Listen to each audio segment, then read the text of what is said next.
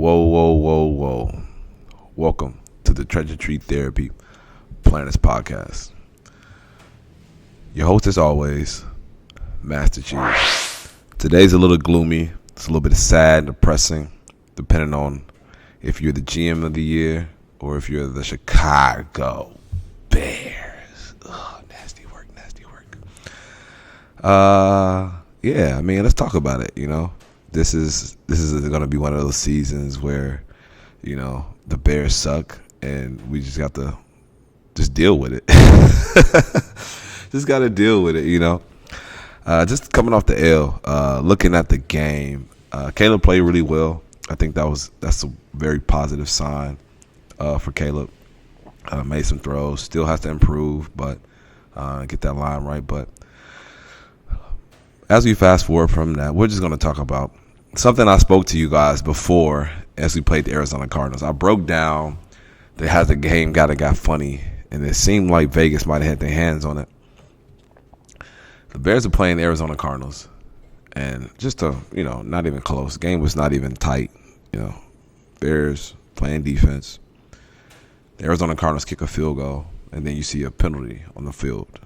And it's like, what's the penalty for, And then there was some Inspector Gadget guy in the back who took his glasses and zoomed in and saw that the defensive lineman put his hand on his back, essentially, and then raised up to try to block the field goal. Not egregious. I mean, you want to be technical. He hand-checked, right? He technically hand-checked. Whether you want to call that in that very moment was kind of pointless. Unsportsmanlike conduct, leverage, number 99, defense. Definitely will be enforced. The Bears proceeded to just become eliminated in that game, and the game was over with based off that play. Changed the whole trajectory of the game. Was a wrap. Now it's Sunday. Rivalry week. Rivalry week. Bears playing the Packers. It's a good game, Bears are holding on, Packers are holding on, responding. And it comes down to one of these plays where guts glory, you know what I'm saying? You hit the field goal, boom, you good. Lose it, everyone's going to doubt every single thing that happened up to this moment. The Packers play very tough football, Being a Bears fan, Packers is like one of those antonyms. You don't really mix that, what I'm saying? It's oil and water, Packers don't like the Bears, and the Bears don't like the Packers. But this is one of those games where the Bears had a chance to win the game. They had a chance to win the game. The long snapper was obliterated. Penetration right through the A gap between the guard and the center. Gets his left hand up. The kick's a little low. No question at hand. Look at this. Obliterated. Not a single flag was thrown in sight. Why would that be? Why do you think that they did not throw a flag on something so obvious of a call? As I said, for basketball, it'd be a hand check. This is weird. This is weird again. I just don't understand why the Bears have to deal with this. Now, we can sit here and talk about, oh my gosh, the Bears could have ran one more play and got 2 more yards. And, oh my goodness, they would have changed the trajectory. Shut up. Really, just shut up. Just shut up. That's not how football is done. You have to come down and execute. Whether you have to kick a 10-yard field goal, a 20-yard field goal, a 30-yard field goal, a 50-yard field goal, you have to execute. You getting 2 more yards is not going to change this play. This field goal was blocked because the long snapper was obliterated. So we need to stop the nonsense, and we need to just accept the L, as Caleb Williams did in his press conference. Now, he did a really good job being very professional, which is great to see him taking those steps, being a professional quarterback, leading his franchise. He spoke. He said, I'm very confident in my guys. I like my receivers. I'm just going to continue to trust my guys, trust my faith. This is how you win. In order to win as an organization, you have to learn how to lose. Yes, Matty Eberflus lost on the Hail Mary. Ridiculous. Okay, that should be better. If that happens again, absolutely fine. He lost now on this play. You want to argue time management. You guys just don't like the guy. Just say that you don't like the guy and just nitpicking every single thing that he does. When he does something well, no one talks about how good the defense is, right? We're bringing it down to wins and losses. You're not going to be a championship caliber team if your defense is not on point. You want to be the Chargers. The Chargers had all the star power. The Chargers had all the offense. They had Eckler. They had Keenan Allen. They had Mike Williams. They had all this firepower. Did you see them make a Super Bowl? Did you see them make it to the AFC Championship? Did you see them even get close? No! That's not how football is done. Now, the Chargers did a good job. Now they brought in a defensive-minded guy who has a history of winning, trying to change the culture over there with a almost veteran quarterback. Not a rookie quarterback. He has a veteran quarterback. So now you see these flashes like, oh, look at the Chargers. They're doing well. They don't have a rookie quarterback right now. Okay. Let's talk about the Steelers. You think the Steelers are still sitting there with, let's say, Kenny Pickett as their quarterback? No. They know they couldn't win with a rookie quarterback. The expectation is to win now. And now they're doing well with Russell Wilson, a proven Super Bowl winner. Everyone wrote him off, said he sucked, blah, blah, blah. And now he's in the driver's seat for a chance to make it to the Super Bowl because he has a really good defense. We have to understand how football works, guys. This is not fantasy football. This is not fantasy football. You can't just go on Madden, put all the players that you want, and assume all coaching. That's not how it works. You lose these games. Bo Nix, rookie quarterback, Denver Broncos, going up against that man, Patrick Mahomes. He's doing everything right. They're getting the ball down. They're ready to kick this field goal.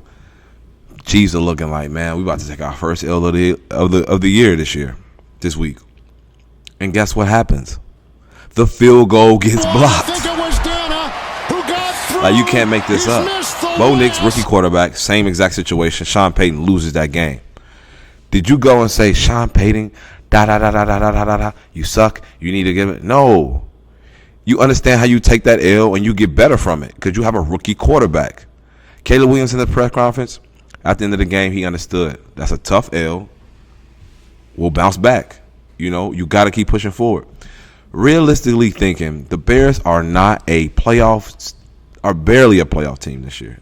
A couple wins, but I'm not here for playoffs. I'm here for championships. I'm here to be in a Super Bowl. I'm here to be on a couch with a whole bunch of people looking at the halftime show saying the Bears are in that game. That's not going to happen if you don't have a good defense.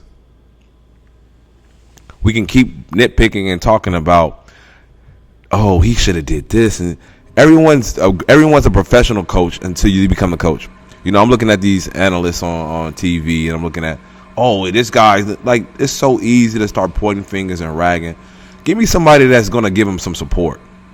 Like, damn, yeah, he messed up, but this is also a little bit weird that the referee did not call a call that he called weeks ago against the Bears.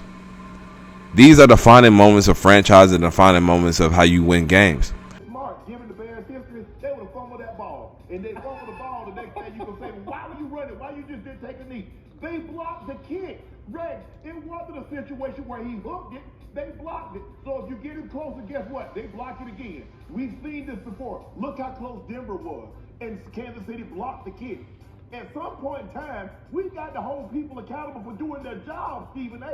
When do we not hold special teams? These lines, guys, y'all got to do a better job of blocking. Kickers, okay, you got to make the kick because we saw a Cincinnati kicker hook 2 of them last night.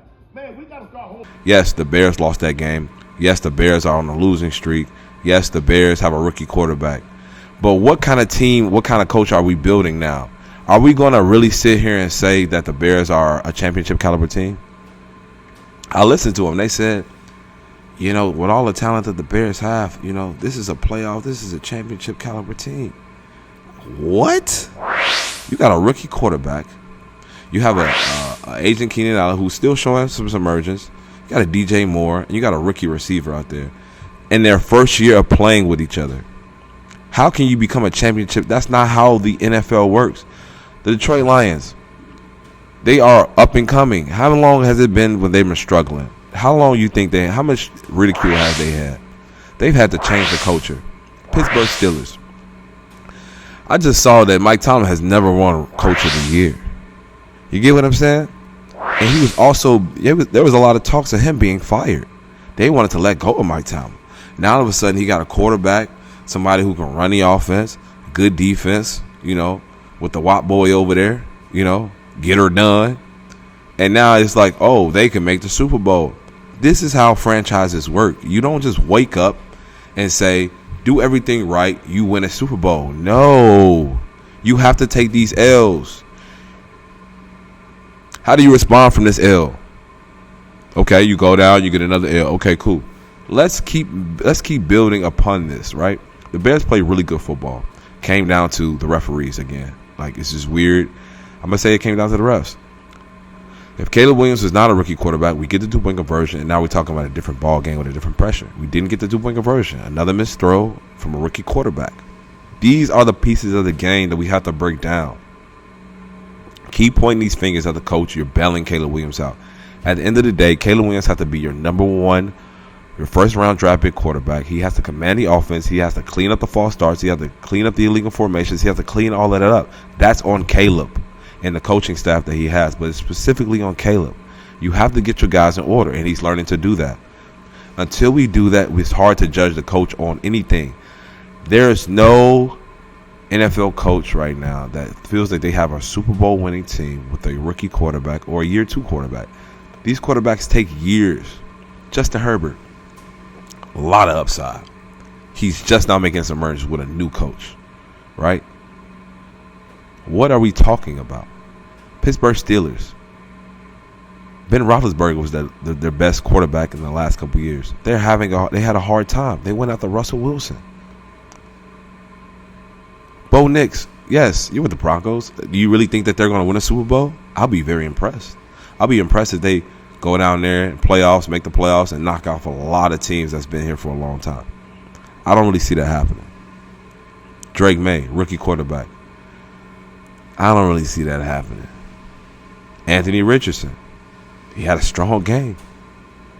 Is that a Super Bowl caliber team? I don't really see that happening. We got to slow down. We got to focus on the thing at hand. Now, I got some information. It appears is that the Bears, to one of my sources, they sent me that the Bears are filing a report with the league office on Sunday. This game-ending blocked field goal. Chicago believes the Packers were on our long snapper and believe a penalty should have been called. The game's coming down to these calls, right? A lot of people talk about Patrick Mahomes. Like, without a couple penalties, Patrick Mahomes would not be Patrick Mahomes. Now, you got a rookie quarterback. Maybe the league does not want Matt Eberflus there. It's maybe some collusion going on. I don't know, and I can't really put a finger on it. But this is a fact. The fact is there is a rule book that you have, and there are the rules you need to follow. And it's very weird when you lose a game off a rule that you used in the beginning of another game, but you didn't call this game. It's weird. It's just weird. Bears win that game, different season, but they lost, and let's move forward. Let's look at the rest of the schedule. The real question at hand is, what do Bears do right now? Do you keep the coach? Do you want to fire the coach? Do you keep moving forward? Like, if the Bears lose the rest of their games, Matt Eberflus is definitely going to be canned. But let's say, hypothetically speaking, Bears go in there, knock off a Vikings team 2 games. Then he goes 1-1 with the Detroit Lions. And regardless, I don't really care about the other wins. What kind of team do you think the Bears are? Do you trust the Bears to do well in the playoffs? Do you trust them to build off this into going into next year? Or do you fire the head coach and do this all over again? This decision is going to change the trajectory of this franchise. You have a good rookie quarterback. You're going to bring in another coach. I don't know. Just let me know who the coach is that you all think should come in. Please put it in the comment section. I would love to look into these individuals so I can know for myself. The Lions coordinator, it seemed like we're getting some talks with that. But let's be realistic. A guy like Dan Campbell, having a locker room like that he's built, it's going to be tough for a guy to pass it up to come to the Bears. Now, I'm not saying that he won't do it, but there are a lot of other fish out there that he might go out there. And I don't think the Bears is the organization you want to mess with, because they put you in these situations where you're not really going to be successful. Matt Eberflus, I'm going to give you congratulations. Good job on having that defense balling. Defense played really well. They came up with some nice turnovers, some tough spots, put the Bears in an opportunity to win that game. Just came down to late game execution and refereeing. So that's my piece on it.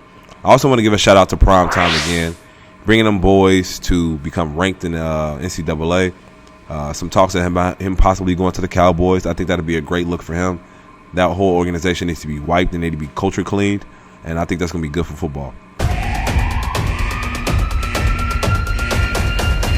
It's official. In the NAIA conference, TU ranks number 22. A wonderful accomplishment. We spoke about this early in the season. TU did a historical run as they finished the season 9-2. A lot of great records broken. Most importantly, the offense finished number 1 in NAIA rushing touchdowns. And let's not forget about that defense. They ranked number 1 in NAIA sacks with 41 on the season. Good job, boys. Unfortunately, with a great record of 9-2, the Taylor University Trojans did not qualify for the playoffs this year. It appears that bids were given out to conference winners, and a record of 9-2 was not good enough. It's weird because they beat St. Francis of Indiana, and St. Francis of Indiana also made it to the playoffs. So although there were some shortcomings, it was still a great season for the Taylor University Trojans football program. A lot to build off of going forward. Great season, boys. But on that note, that's all I got for today. If y'all got any questions, any topics y'all want me to talk about, keep it nice and sweet and short. But until then, stay tuned for the next episode of the Treasure Tree Therapy Planters Podcast. All right, I'm out.